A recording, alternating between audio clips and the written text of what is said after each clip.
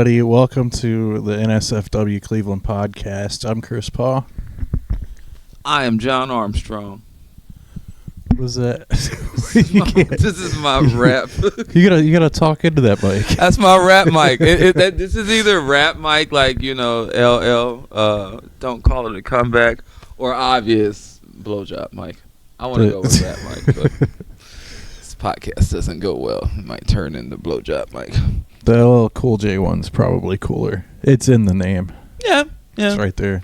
Yeah, but you know, much like my comedy, I like to be subversive. It's jazz. It's the jokes I'm not telling Chris. it's the laughs I don't get.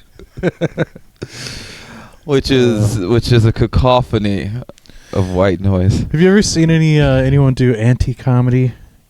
Oh yeah, all the time. I've been doing it all weekend. I mean, on purpose. Have you heard my act? not on accident. What do you mean, like what they would call alt comedy?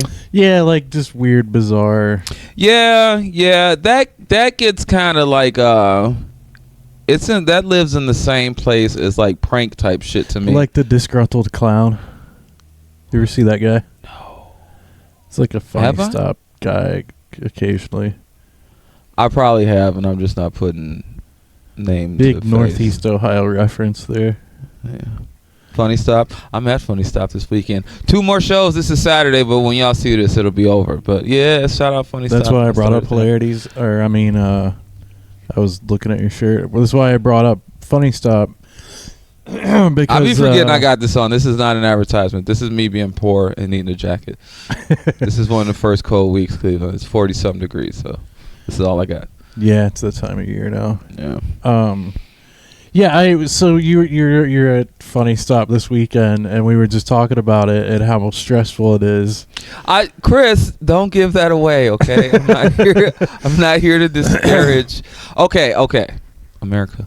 Okay. So no, it's I started there. It's cool. I've headlined there a few weekends now, and I get the headline there again, and which is a big deal because I don't get the headline a lot of like any clubs really. But so it's really cool being back, but ticket sales could be a little better, you know what I mean? And all comics go through this. I wasn't gonna get into. Well, you fucking started it. No, I was just gonna. They're gonna wonder where my malaise came from, Chris. My no angle, one's there to laugh at my jokes. My angle was more just the stress of doing things you enjoy as a topic. Is where I was going. Cliff notes, dude. We'll edit it in post. I do no editing. Chris, the public doesn't know that. This is all avant-garde. We're just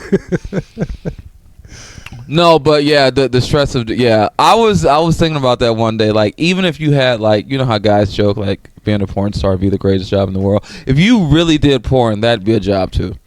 Like, you wouldn't feel going. Certain people you wouldn't want to work with.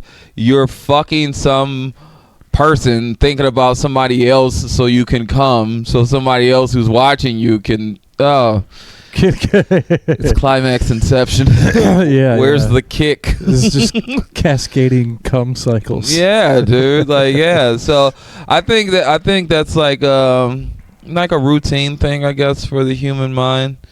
But then on the opposite side of that, we do crave routine, because when you do live in chaos like that, it's stressful as fuck to not know where your next job or money or whatever. So it's good to have the routine, but once you're in that routine, even if you like it, you start hating it.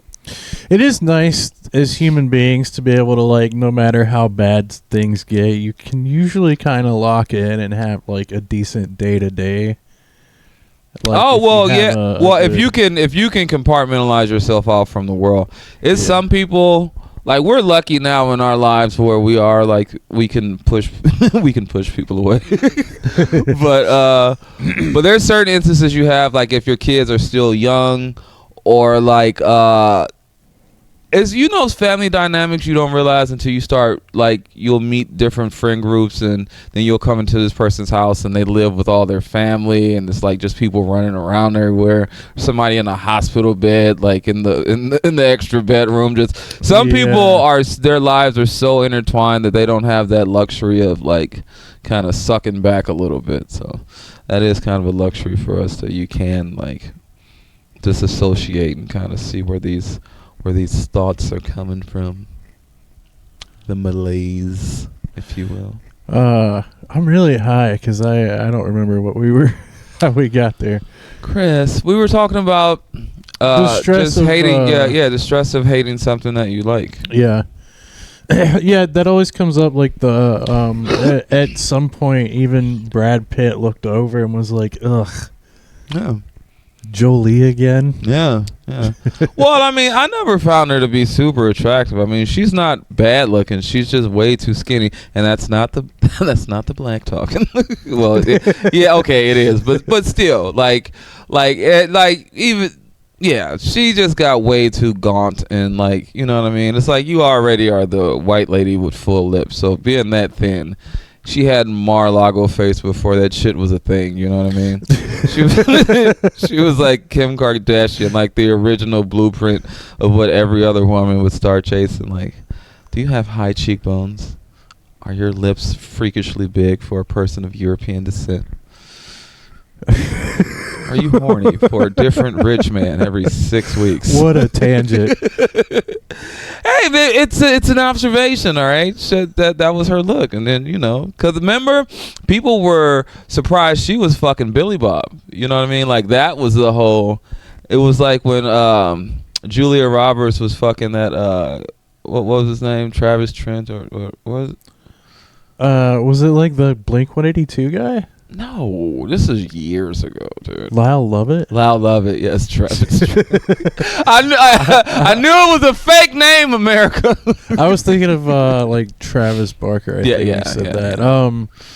Yeah, Lyle Lovett. I haven't thought of that name for a very long time. No. I think what we were saying and is yeah. You have to learn to appreciate the small moments, the everyday minutia of life. That's what makes life worth living. That is one of the things. It's like when you get sick, and then like if your throat hurts, you just keep swallowing, or like, you know what I mean. If your nose is stuffy, you're just trying to breathe, and like walking with like a pebble in your shoe. Yeah, like. At least it's when those times come that I start thinking about these dull, boring times. Like, oh, I wish I was just bored and dull now. You know what I mean? Yeah. Because just the irritation of all that. So, I don't know. Life is torture, people. Your emotions are always there, and you're governed by them. And it's why you'll never be satisfied. But that's also what pushes you to be better. It's a conundrum we'll never understand. What do normal people do all day? Work. What do people do all evening that like just work and go home? And people are consumed with work, and then because we're better than everyone else, shitty hobbies. Guys who get into sports, the amount of time that people dedicate to just sports and gambling alone. Yeah.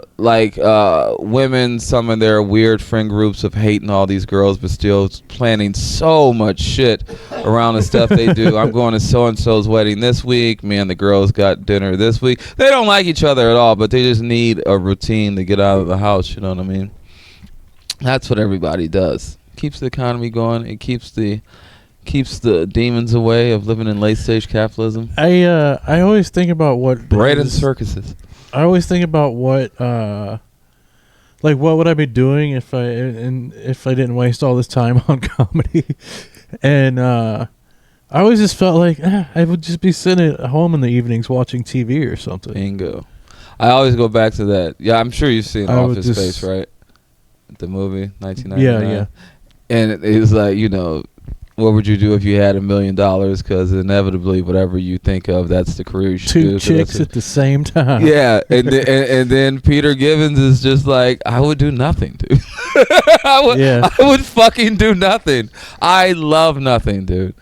I love nothing. I was just going through that. You know, one thing that helps, that I have noticed helps me through my addictions. Like when I'm sitting there and I want to smoke some weed, or feel like I want a beer or something like that. And then one of the things that helps me through that is the thing that trumps that for me is laying on my couch and doing nothing. Yeah. When I lay down and I do nothing, it's like there's no drug better than this. I've spent the last couple of weekends I hadn't had anything booked, and I was like, yeah, I think I'm gonna do that all winter. Chris was in a tantric nothing when I got here. He made me freeze in the cold for 10 minutes because he was like... I was setting the studio back up. We had everything torn down, but he was like, oh, yeah, I gotta, yeah. No, I get it, though. I get it. Yeah. Yeah, the last couple of weekends, and then I'm like, Sunday morning, I gotta go get the car for work and stuff like that, and I'm always like, God damn it, I didn't do anything all weekend. Like, it's a negative thing, but I love it so much when I'm not doing anything. It feels so good. Yeah. I think because ultimately, too, you are using those two things that are the most valuable in life is time and your health. And if you guys got time to burn, and if you're not feeling shitty, that is the most valuable thing. Yeah, to just have time to just feel okay. Yeah, dude. Just sit there and just feel. Dude. Everything else is so fleeting, but that is. Just check in. We with just yourself. solved it, America. Are we enough minutes into this that YouTube won't demonetize us? Yeah.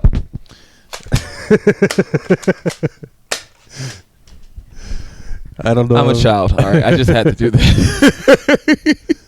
They're toys. Toys. Yes, they're toys. They're props.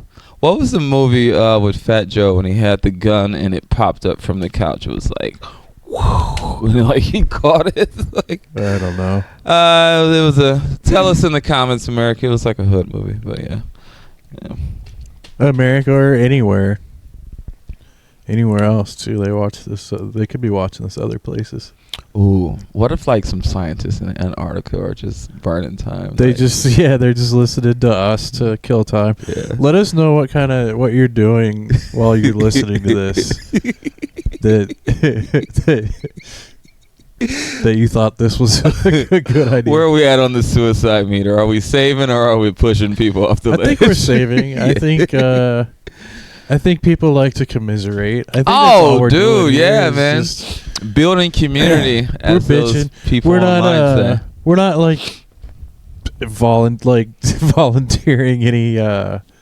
We're not doing a food drive or anything like that. But I think it helps. Thank God, because the cops will come and shut that shit down. I've seen some of these floating around. Yeah. Oh, that is so gross, man. Yeah.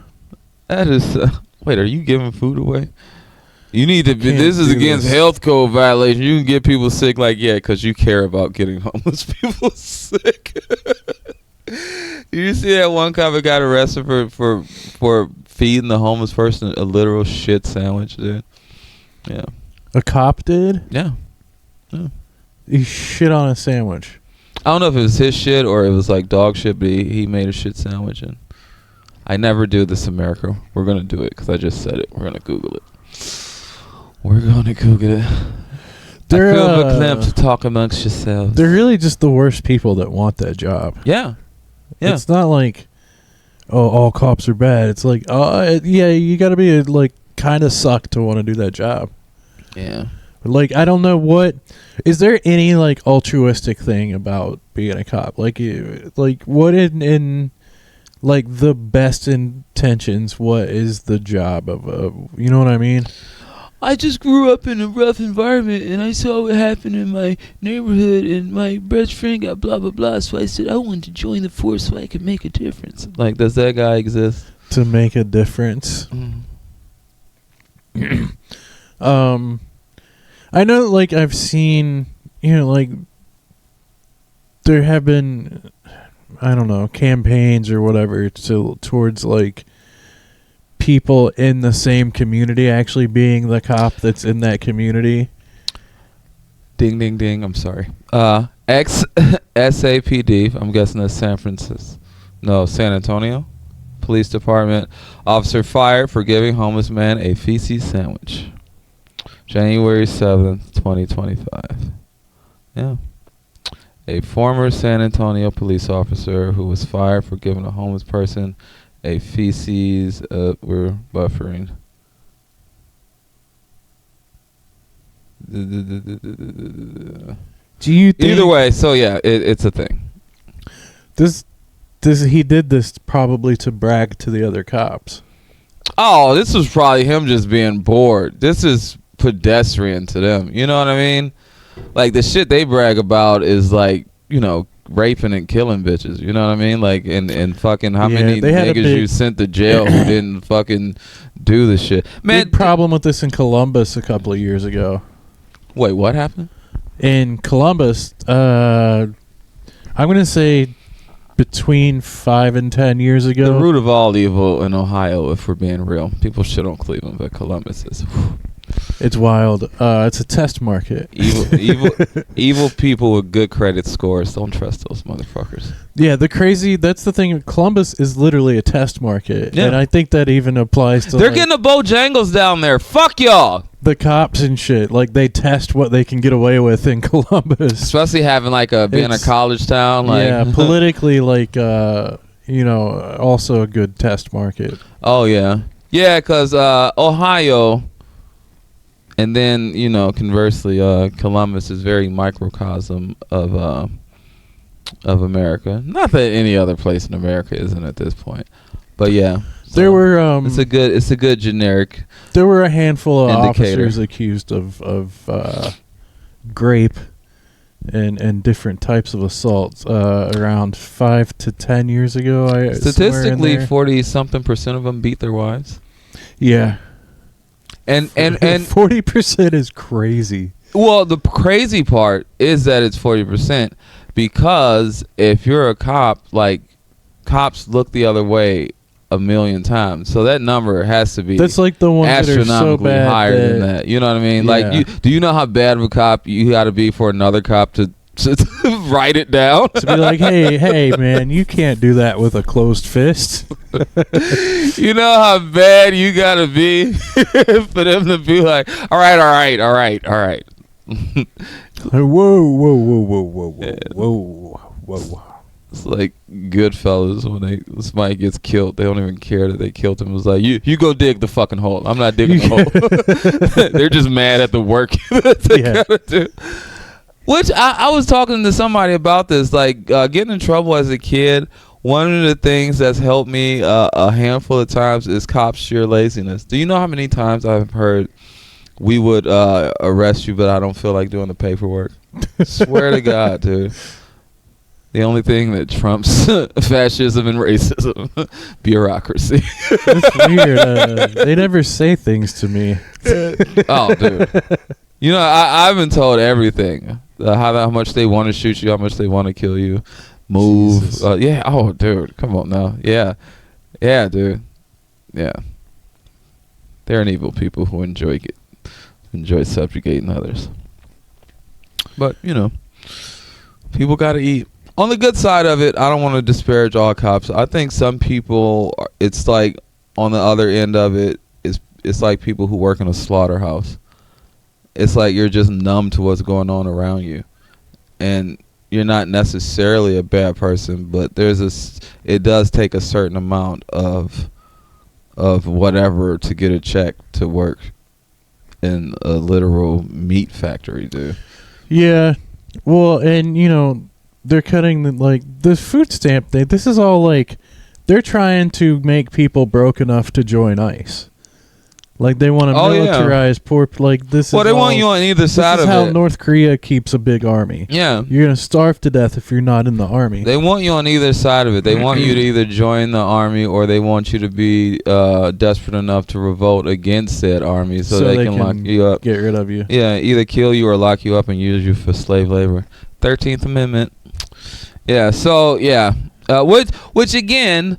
the horror and the beauty of Trump is, as bad as all this shit is that he's doing, he's just amplifying what America always does. The system of capitalism is that, in a sense, to where it makes you participate in the system, and if you don't, you'll be punished for it, and it incentivizes you to keep it going in perpetuity if you're on the antagonistic side of the system, or if you're on the other side, you get to, you know, feel the wrath. It could have worked if they were willing to put that cap on things and have regulations and rules and shit for rich people. But well, that's the thing. People get greedier and greedier. That's the thing that's so funny about Trump. It's like he's still successful, even though they're starting to have cracks and things in the administration. But like the amount that he's fucking over MAGA, if he just was a little better than them, like this could be going a lot better for him, and it's still going good for him. But he's such a narcissist that he just can't help himself. I truly don't think that he has no concern whatsoever. He doesn't think he's gonna lose anything.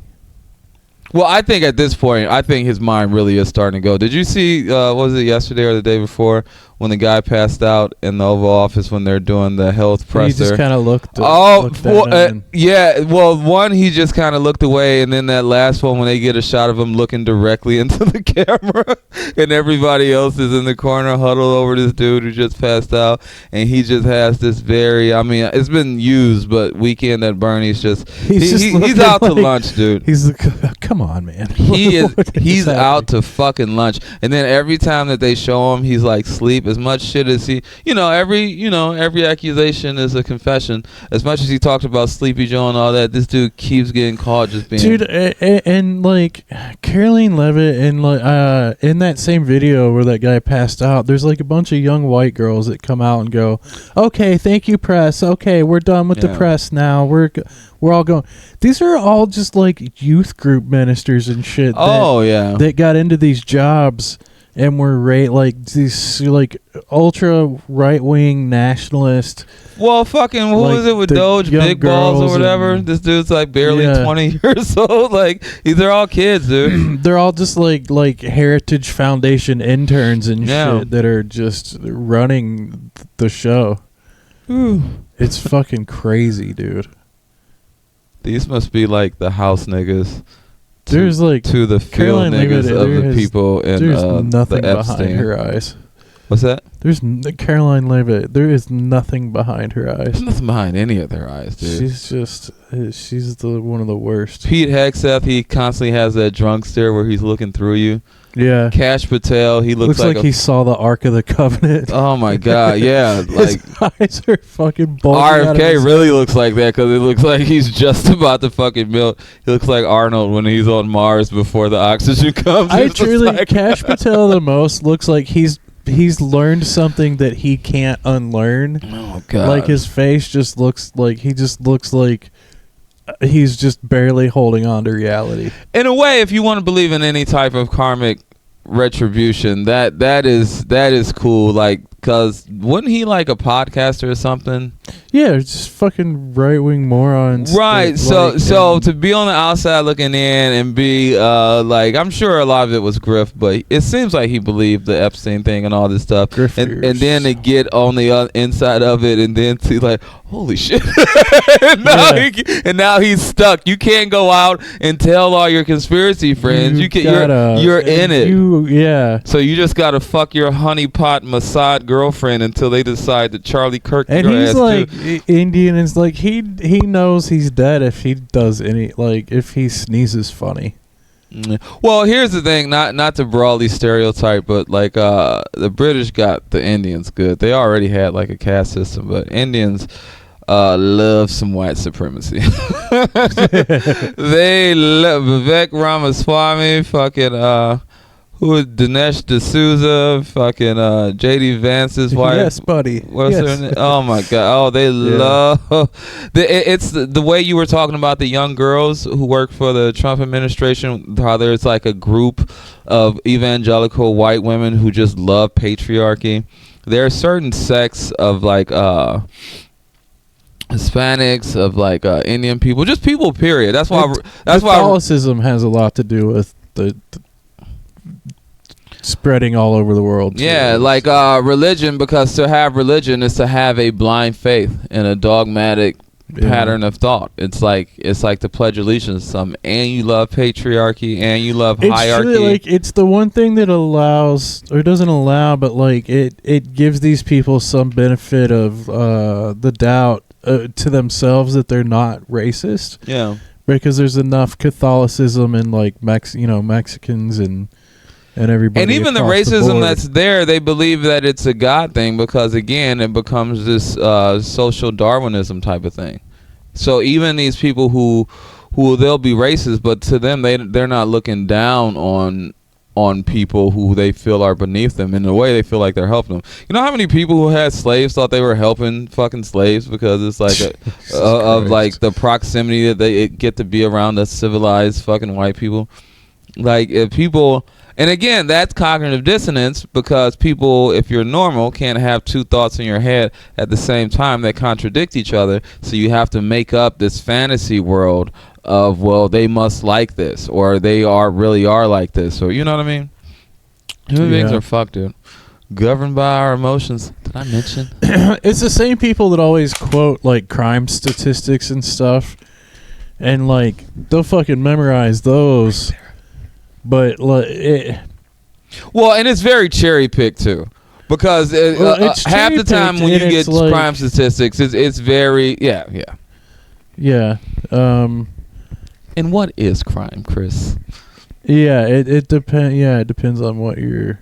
That's another thing that's shitty about cops is, like, you know how like we watch all these like gritty 80s 90s movies with this cop with the 5 o'clock shadow just gotta solve the case, even if the sarge gotta take my badge, fucking so and so's going down, man. Like, where's that cop when it comes to like BlackRock and Peter Thiel and just all these companies and people that run shit? Like, who is the cop like in his basement just ready to bring down Monsanto?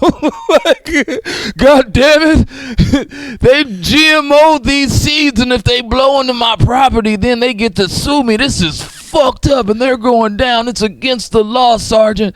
You can't do this, Talbert. God damn it, I am. And then he does it, and then walks away and gets to fuck the girl in the end. It's like, nope, that's not what happens. You just get to go to the ghetto and arrest people who are selling illegal versions of the drugs that we legally sell. The biggest disservice 80s cops movies did was the way they portrayed race. Like, every cop had every pair of cops was like an old black guy and then Mel Gibson and Danny Glover. Well, even worse than that, they would always have like the boss too, or like the police commissioner that was always an old just black yelling guy. all the time. God damn it, get in my office. God damn it. Yeah. Whatever they can do to, because that was the thing in the 80s. Like, it was coming off the 60s. My point is, like, they would, real quick, just that they would make it appear that, you know, it was so diverse. We have this racially, this meritocracy. When it comes to race. And look, even the head guy, he's black and he's angry, but he's running a tight ship. Like, but even sometimes he's George Jefferson. Yeah.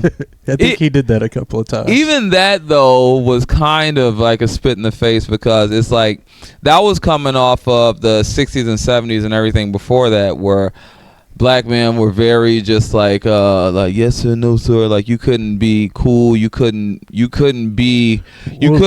have authority over a white person in a movie. And if you did, it was either black exploitation, or you were it was famously Sidney Poitier was the only black man who had like dignity in Hollywood back in the 70s. So the correction in the 80s is like, all right, we'll give black people authority, but then on top of that, then Danny Glover gets to be the family man, but he's such a square that Mel Gibson, the white guy, still gets to be the cool guy, because he's just the loose cannon and just blending up eggs in the morning and just gotta I want to kill myself so bad, but I gotta figure finish this case. You're skipping a part of the 70s. I live on the beach in a trailer.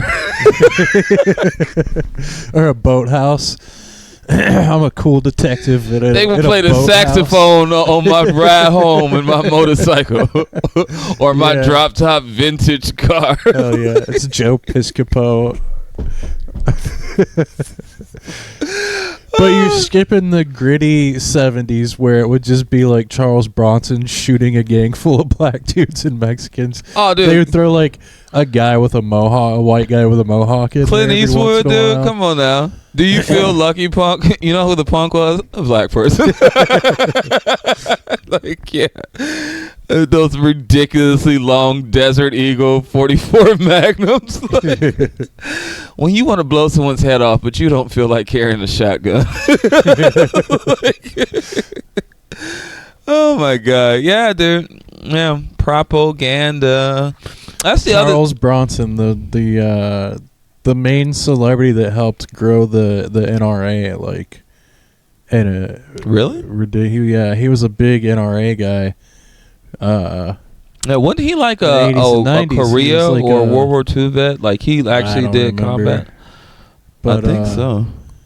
Yeah, he was a huge NRA guy. Yeah.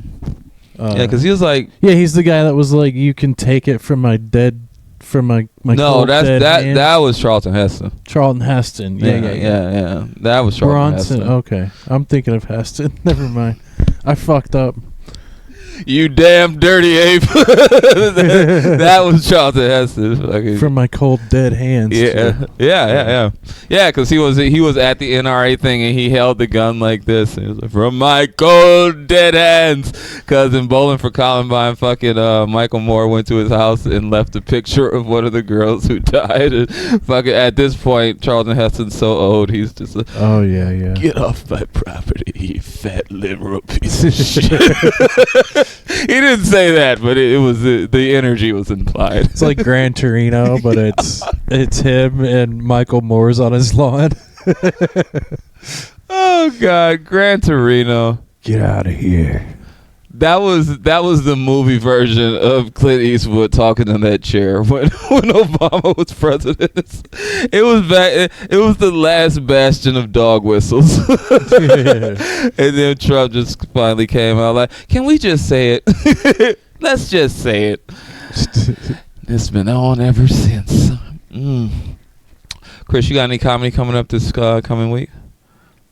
I'm in because you've been on hiatus. Weekend. Oh, nice. I knew that was coming up. Awesome. We got a roast battle tournament for the East Division. Represent. Battling Shelly Gruenberg. Did you meet Shelly when she was here for the festival? And she was here. She's been here a couple of times. Probably. She's really funny. Nice. Where's she from? Weird, crazy character. Nice. Lot to make fun of. A lot to write jokes about. Yeah. Those are the best. Where's she from? Atlanta. Oh, nice. She's like pretty much the only one that's scored for Atlanta this season. Wait, what's her name? They're doing real poorly as a city overall. Shelly Gruenberg. Oh, I think I've met her before. Yeah. I think, yeah. Oh. You were, she was here, she battled Tabitha. Were you at that show? Oh, yeah. I know exactly who that is. Yeah. Battling her at the Comedy Cellar. Yeah. If I beat her, I battle whoever wins the second battle. I get a right for three other for three roast potential battles and do at least two of them. Nice. Oh, that's awesome. You know what I got next week? Not a goddamn thing. That's good. we established that's... No, I've had a lot of weeks where shit comes together last minute, and then there's local mics like you can hit up to. I gotta do some writing, man. Like I've been reciting my jokes a little too much in my head. I'm like, I gotta trim some of these down, and I gotta add some more shit. I get bored really easily. I'm thinking I want to add a second weekly room. Yeah. Are you thinking the same space? No. somewhere. I want to find somewhere else. Ooh, secret. Oh, I haven't. I thought much about it. I just want to run to a second room during the week, or just pick another second mic to go to every week. What day you thinking? Thursday. Yeah, that's I don't the know. money spot. I love Thursday's tough. I love a Thursday. There's 2 shows. You got Bill's got. I might just I'll just start going to. Imposters has one on Thursday nights. They do? Yeah. Fuck, I didn't know that. The Ajar mic. Oh, fuck, yeah. I thought they stopped doing that. Wasn't that Cam and Deshaun? Yeah.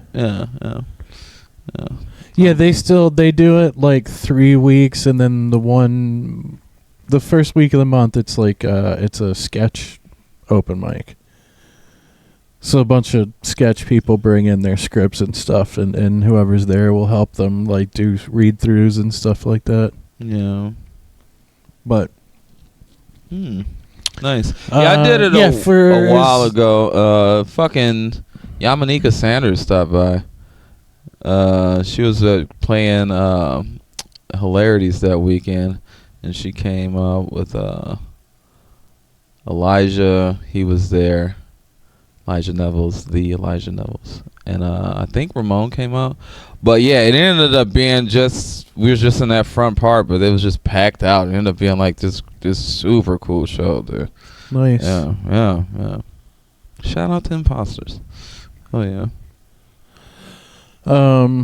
Yeah. Tyrone and Rich have been doing Unbar on Thursdays. I got to hit that up a couple weeks ago. That was fun. It's the East Side mic. Not a lot of East Side mics in this East Side city, unfortunately. So I think I want to take the winter few months and just write while I don't have a car right now, and I'm getting my money together. America, we both need cars, all right? Yeah. That's what we're going to call this podcast. We have to pee and we need a car. But yeah, I want to do like 2 nights. And what are the young people listening to? Writing and workshopping shit somewhere, I think. Yeah. I got the Tuesday room. When you say workshopping, stuff, what exactly does that mean? I just mean like just trying jokes out. Yeah, It's like an open mic. Yeah. I think that's what people forget about open mics is that's what you're supposed to use them for. The reps, yeah. You're supposed to. Yeah, not go in there grossing your friends out or trying to walk the bar. Yeah. Which I have been guilty of that damn near every single time. I'm such a attention whore. You can get lost in that. Oh, I've been a real shit. I've almost gotten into fist fights the last couple of times I've been to the Wednesday Lakewood Village Tavern. LVT. Dude, I used to love LVT, man. I did too, and it just became such a just open mics in general, but especially LVT because of where it's at. I think it's like there's always some shitty group of drunk white women in there, like just fucking up the vibe of the whole place, or making it better. And the last couple times I've been there, wants a hand job in the parking lot that smells like cigarettes? Gotten real close to fights, like 2 times in a row, and I haven't been back for a while. Didn't Joe Briggs punch somebody in the face at that bar? Or was it the opposite way around? Possibly. I'm not throwing shit on you, Joe. Love you. Yeah. It's always because they get a nice amount of business there. It's a corner bar. You're in that room. It's super dope, super cool. Not shitting on it. It's halfway across Lakewood. But you can see the sidewalk, so people literally walk by and then, there's a crazy open mic. Let me go antagonize those people. You kind of become like this fish in a fishbowl, and like sometimes the evil kid in the neighborhood wants to thump the glass. I think it's also kind of it's a stop, or like if you live on either end of town, it's like a halfway point. Yeah. It's like it's a place to go get shit faced. Well, and a long enough mic to where like you can sign up and then fuck off and come back, and you know what I mean, 3 hours later. Yeah, everybody's hanging out there for hours. Yeah. So it kind of I don't know. Yeah, you have long enough time to get drunk usually. I've had plenty of those times drinking too much there. Not getting drunk, but drinking enough to where, like, when it's finally time for you to go, you're like, I don't even want to. I shouldn't go up there. I've been there so completely sober and just ended up crossing my name out after watching 5 or 10 comics. Yeah, like bomb one after another, yeah. and just going like, I don't really need this tonight. Yeah, because at a certain point, there's a fine line between working through the adversity and just participating in a humiliation ritual. You know what I figured out is after years of don't laugh at me, laugh at me. I thought I had to do every mic every night and go, be everywhere, and I think you should for a long time. Yeah. But at a certain point, it is diminishing returns, and it's like it runs its course. And it's also like I know now enough that like usually when I write something, I kind of have an idea if it's gonna work within a couple of times trying it, and I don't want to. It's like if I go out and work on something, I'm just gonna lose confidence in it if it's like a shitty route, like a shitty situation. Well, it can warp your perspective because, like, if you're at certain shows, just by nature of the environment, like they might not be. In certain open mics, you got to be faster and harder to keep people's attention. But when you have people who paid to see comedy, you can kind of roll shit out, have more setup, knock down jokes, have actually story jokes. Try doing a story joke in an open mic. I mean, you can do it, but like it's hard to keep people's undivided attention in those types of places. And if that's what you're playing to, working on your jokes all the time, then you can kind of, at least through my experience, you can skew it. What I try to do when I'm at an open mic is cocaine. All the time. the worst kind too, in the nastiest bathrooms. But what I try to do is I do try to work on new material, but me working on new material is seeing how the crowd reacts, but it's seeing how it sounds coming out of my mouth. And the pacing of it. And then the other thing that I work on in open mics, I always tell people is just staying in the pocket no matter what, because like people are going to ignore you. There's going to be noise in the background. The bartender doesn't give a fuck. Like, no one gives a fuck. So my biggest thing is to just stay present in the moment. And that's working on a joke at an open mic. Because speaking of my weekend, I've been having to kind of walk uphill a little bit with some of my shows here, just because commanding people's attention and stuff like that. And that muscle helps that, because it's very easy to give up in the eyes on stage. Open mics are great for learning how to perform in the moment and to get the attention of a room that's not paying attention. Yeah. And to persist during a bomb. Yeah. I think it also depends on what your goals are each time, like what you're working on at any given time is like... Yeah. If your end game is like being able to perform in clubs and stuff like that, then some of the things you get at the open mic aren't going to help. But it, like you said, it just getting the words out, learning how to like just kind of stay on point without getting distracted by dumb shit. Yeah. It's kind of like dating, I guess, just in a way of like, you don't date the same way in your, 30s, 40s as you do in your teens, 20s, just because the amount of reps is like, well, I don't need to go on that many dates. It's like I mean, we can do this for fun, but I'm not. You pick up on the red flags. Yeah, it's quicker. Like neither one of us are getting anything out of this. We don't. I'm getting smarter at comedy, but not dating at all. I'm so stupid. Oh, I'm so bad at it. I'm so bad at it. I'm not dating America. I have a forever girlfriend, but I'm so bad at that. Oh God. Forever home. Oh, good. I guess. I'm so bad at it. It's not enjoyable. Wait, what? The dating? Oh no, none of it is. None of it is. There's no happiness anywhere. Learning in general is not. I kind of enjoy it. I have somewhat of a curious spirit, which is why I have a million facts about nothing floating around my head. But there is a trial and error when it comes to learning, which is why maybe as people get older, they're more risk adverse, which incidentally is probably why there's so many stupid people in this country, because nobody wants to learn anything. Ow! I gotta go through. We don't want anything new. Yeah, we don't want the new. We don't want movies to be new. Well, that's the nature of conservatism. Conserve things how they are over and over. That's one of the theories of why you get conservative as you get older, because you just the everything that's formed your ecosystem, you want it to stay the same. I feel more and more, and not politically conservative at all, but I feel more and more like, I don't need to learn a whole new thing. Well, yeah. Well, because you see cycles.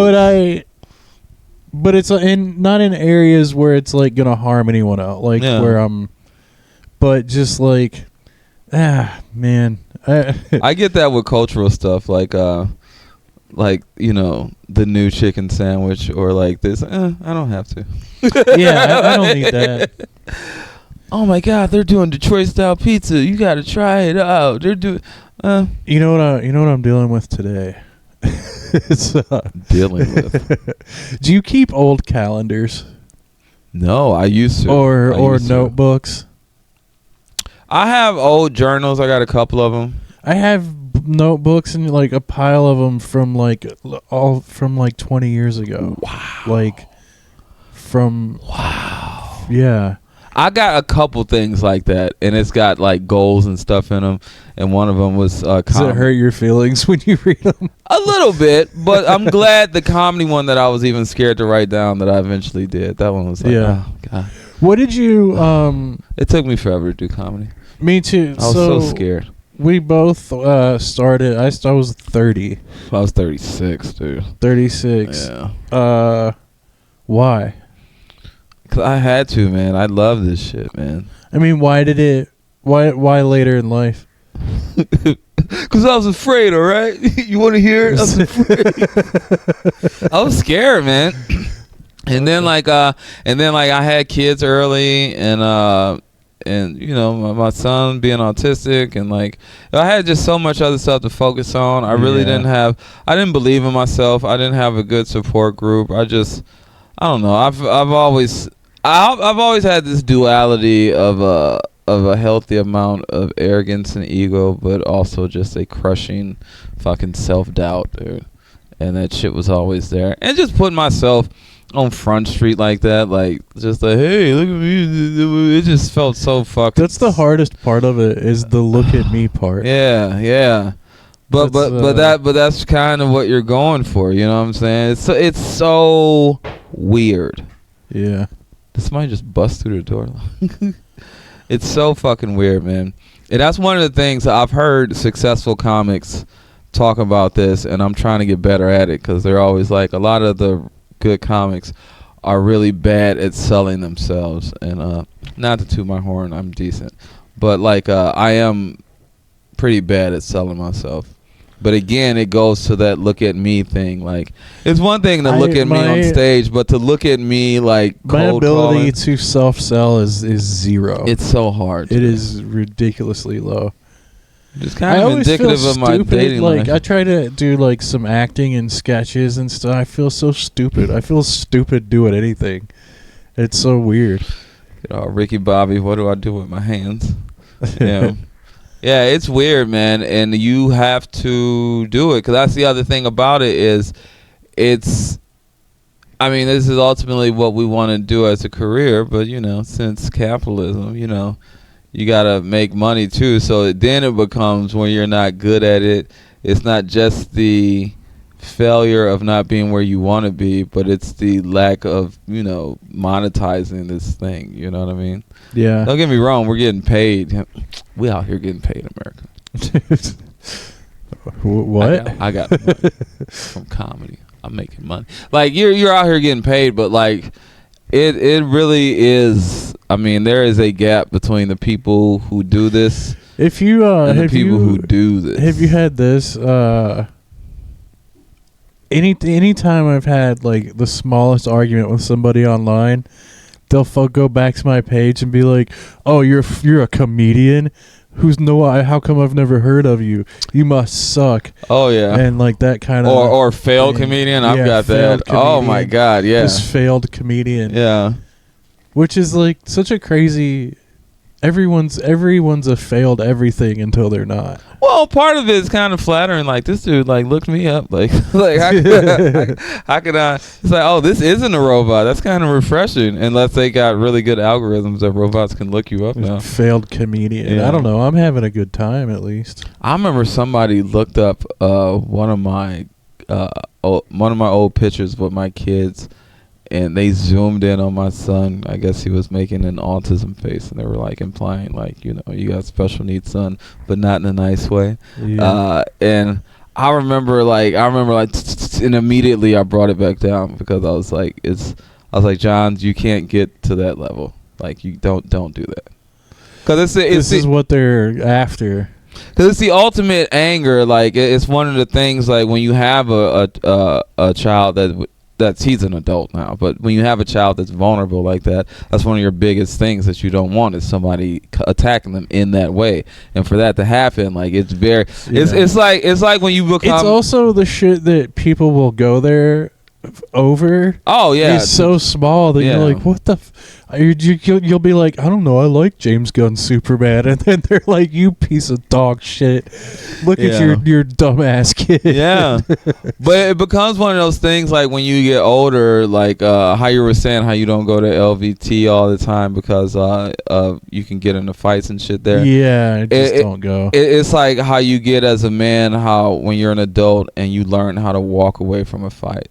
You know what I mean? Like do you really want the police to come and have to explain this or have to get bailed out of jail? You know what I mean? Yeah. Like, and it was that level with the social media thing with people looking up stuff. And it's like, do you really want to either argue with this person or even get mad enough to crash out, as the kids say? I still do it, or have recently. Like, I'll comment on it'll stuff. go up, but I gotta bring myself down. I can't. I'm notoriously bad about commenting and just shitting on people and being mean to people that I think are being mean. I've seen a few of your posts. Yeah.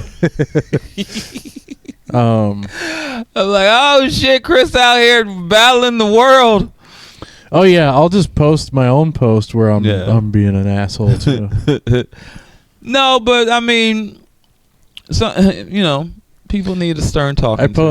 I deactivated Facebook a couple of days, like, I don't know, 5-6 days. I'm just taking a break because I was getting like, I get so toxic.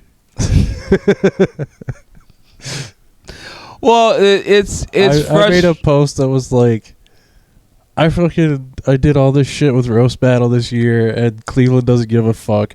I understand why LeBron left now. And I was like, maybe I should just turn this off for a while. He's so angry, America. He's so angry. Most of the city can suck my dick. Not saying I don't have those thoughts, Chris, because I do. I just don't put them. I just don't put pen to paper. I don't let the rubber meet the road on those. Yeah, well. Yeah. It sucks, man. It really does. And I do be wanting to. Part of the reason, too, is because my job, like my day job, is like some of them are online. And like some of the shit I be wanting to say, I don't. Because I'm like, John, we read your little post. We just feel that with you being attached to the corporate entity that you can't have you be so visibly obtuse to what our mission is here. I've never let my job be tagged on my profile. Not never. But I'm John Armstrong. I'm out here. People see me. I be getting 20 likes on a post. People see me. Why are you pulling this down the more you brag? Because I'm in shame right now. I'm in conflict. Dude, I need a jacket, dude. I need a jacket. Here's an old thing. Because the coldest thing on me right now is my legs. I need some long johns. Can you imagine like doing some Victoria era fucking layering of clothes?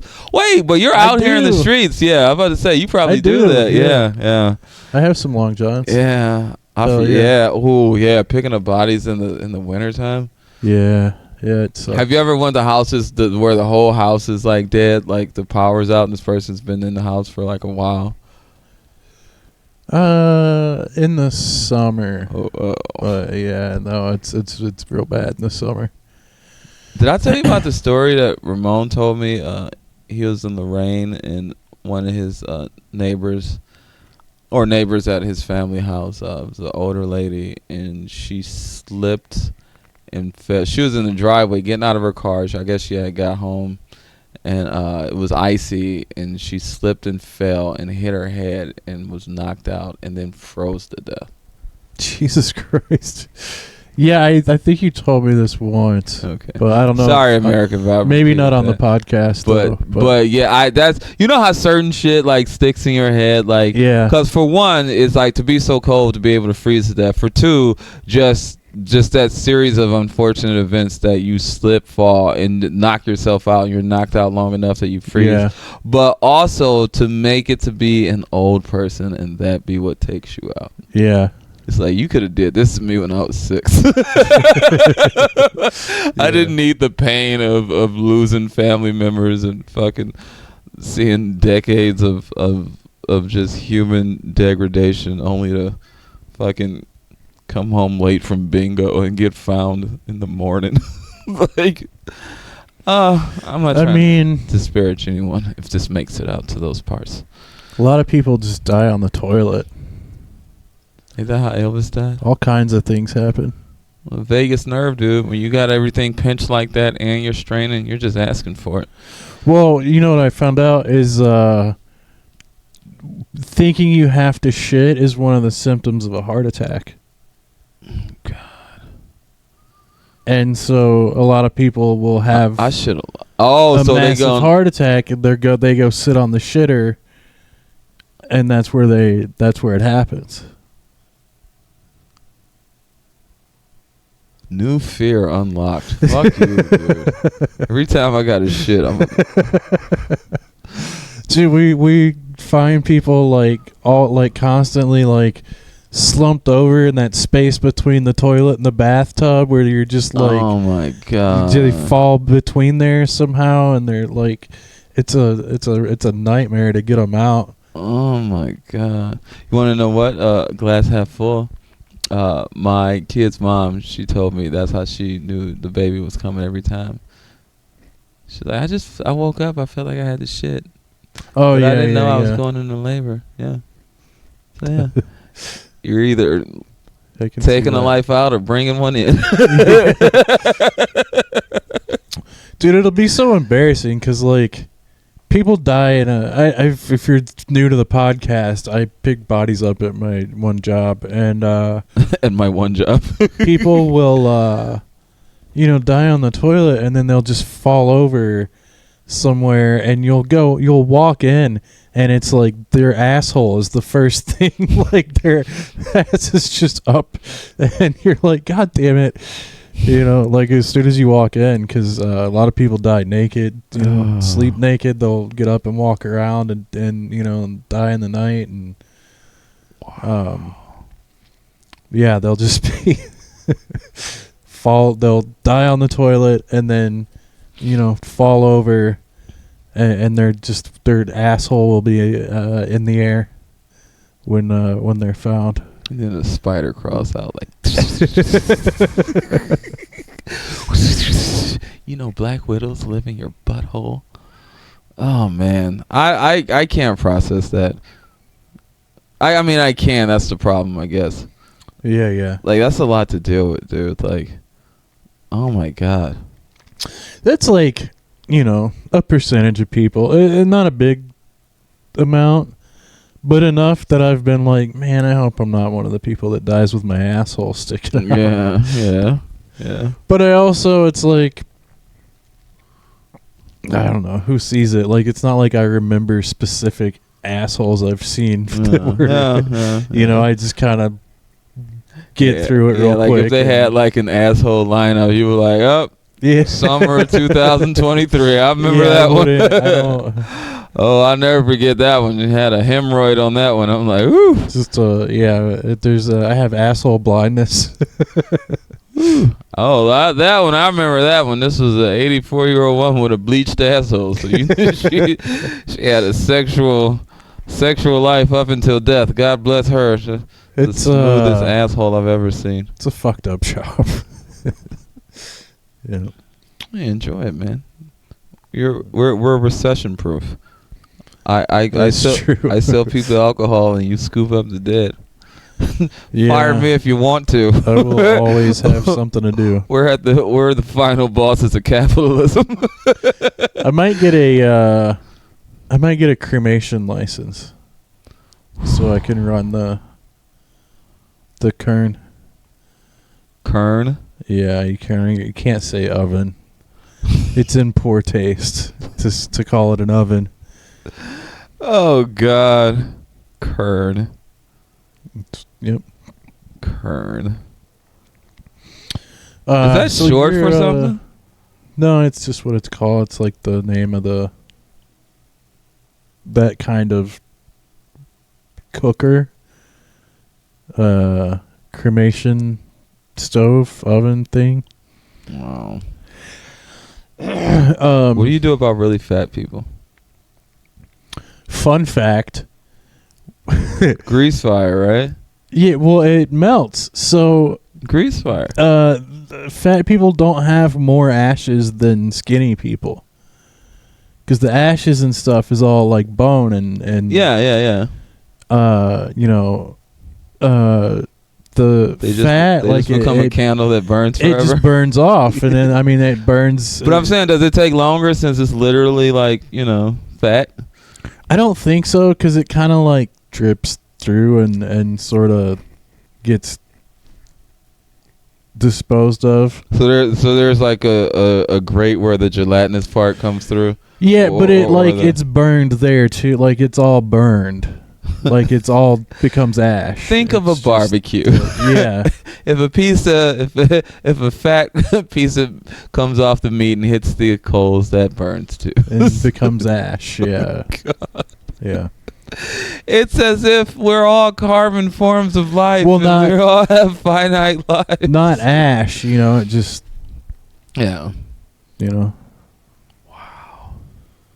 I'm getting cremated. The same amount of ashes comes out. Dude, I still got my dad under the sink, dude. Like I put some of his ashes in the lake, but I gotta get rid of those other ones. It took a few years to get my dad down to we took him to West Virginia and threw him in the river. Nice. But there were a few years there he was at my uncle's house all the time, and the box his ashes were in, I went over one time and it was like the PlayStation was sitting on top of him. And I was like, maybe he hated video games. Maybe we ought to get him down to the river. Yeah, well, that's my thing too. It's like I got to get him out of here before like some accident, because I'm too stupid, man. I can have a leak, because I got him under the sink in my bathroom. So like, if there's a leak or something like that, like now he's a brick. Oh my God! Even when my sister, because she divided it up between me and my siblings, because I got my two sisters with my mom, but then my dad had two more kids, so I got another brother and sister, and we were all there. And she literally had this backpack with all these Ziploc bags of ashes. So she's like a drug dealer. Like we were because we met at a restaurant. She's like, all right, let's go to the lake, and she's passing out fucking kilos of dad to all of us. We went to Ladue because he used to love to fish there, and we spread his ashes there. But I still got like a nice, some Tony Montana size amount of John Armstrong Jr. I told my kids to just refuse my body. I was like, they won't. A curmudgeon in life and death, America. I was like, don't buy my ashes. What are you gonna do? What are you gonna do with ashes? And, my son was like, Dad, I'm gonna buy your fucking ashes. It's like, I'm gonna fucking smoke them now that you're being so weird about it. Dude, the Outlaws, that's what they did to Tupac. They put his ashes in a blunt and smoked it. That's so ridiculous. Yeah. It's a lot of it's just pulverized bone. Yeah. Like it's literally like their bones. Yeah. Smoky bones. That's so morbid, man. Unfortunately, we're at that age where the funerals are starting to increase, and like that whole open casket thing. Can we stop doing that? I wish. I think everybody should just get cremated. It's so morbid. I don't know what the practice of even keeping ashes is so silly to me. Get rid of embalming people. Get it all out of here. Let's systematically poison the groundwater. Yeah. Get it all out of here. It's like throw people in the dumpster. Get it all out of there. I know these have been like hacky jokes you've heard before, but we're at the age now where we got to think about this, America. Don't get a sealed casket. It doesn't matter. Don't embalm yourself. Don't even do that dumb shit where you get planted in a tree. Because, fun fact, eventually a tree is going to grow out of your ass eventually, all right? You don't need to help Mother Nature. Take all the ashes and throw them in the fucking water somewhere. I don't know. It really doesn't matter. And that's the thing, too. In this finite amount of land we got, like, can we stop with the cemeteries? They're only cool for, like, walks. Yeah. You know? Yeah. Ooh, Lakeview Cemetery. Yeah. So-and-so's buried here. It's like, who gives a fuck? We need houses. Bulldoze this shit and let's have a poltergeist episode. You only got rid of the headstones. Tell me you saw that one. Yeah. Dude, I used to love that movie so much. Oh, my God. Carol Ann? That fucking bitch. Was it 1 or 2 with the clown? And then I don't remember it enough. And the little boy with the braces, and they attacked him. Or the other dude who got in the mirror, he starts picking at his face, and then it's That was horror, America. That was horror. I think. I can't even cock it in the air. Ugh. Sorry, I'm a child. I'm sorry. What else you got? You got anything else coming up? You're like, John. we gotta go. We gotta wrap this up. We gotta get out of here. I'm at Funny Stop, 2 shows tonight. I gotta look at my calendar. Hit me up at www. Yep, I did that. JohnArmstrongComedian.com. I have all my dates there. I look forward to closing out this year on a high note. Thank you, everybody, for coming out to our shows, for listening to the NSFW podcast. Yeah. We got next week. We're gonna have to skip a week. I'm gonna be out of town next weekend. Flexing. Comedy Cellar Sunday at 4. I'm gonna be that kid in the wheel well of your plane. And they go land, and I'm gonna come out. I'm like, Chris. If my flight doesn't get canceled, dude, I was just about to say the government shutdown, man. I may have to get a refund and rent a car or something if that happens. I don't know. Yeah, I saw something. Shit's crazy. That was like, the government's never opening back up. I was like, calm down, dude. Everything is horrible. But something's got to give. Yeah. Everything is horrible, and we're all fucked. But I mean, it's opening back up. Yeah, it'll be back. You can't loot the store if it's closed. Yeah, they're just they're just measuring dicks. That's all they're doing.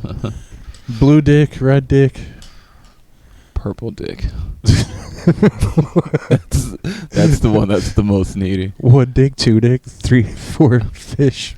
All right. Bye. Bye, America.